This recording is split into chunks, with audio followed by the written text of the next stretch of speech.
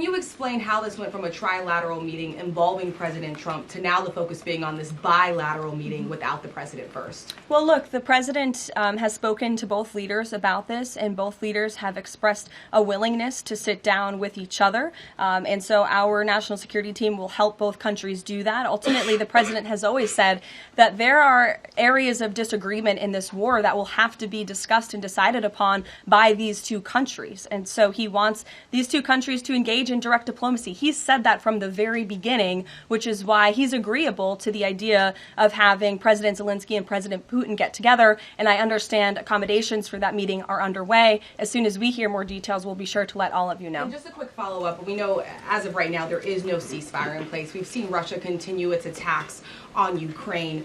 What indications is the president getting from Putin that he wants to have this meeting with Zelensky soon? Because he spoke to him directly yesterday. And he expressed that Haley, sooner rather than later. He spoke to that directly yesterday, and the president put that in his statement that he gave to all of you, the news media, knowing you'd be asking following that conversation in the effort of transparency. Haley. Hey, thanks, Caroline. You made clear no U.S. boots on the ground. Is the president considering U.S. boots in the air as a form of a security guarantee? Look, that was something the president mentioned on his interview this morning. It is an option and a possibility. I won't certainly rule out anything as far as military options that the president has at his disposal. I'll let him do that. I can tell you he's definitively ruled out boots on the ground. Sure. Thanks, Caroline. Just about the possible venue for the talks, can you confirm that Putin suggested Moscow as a venue for the bilateral talks? And if so, doesn't that indicate that Putin is perhaps not serious about this, that he's suggesting a venue that there's no way that Zelensky is going to go to?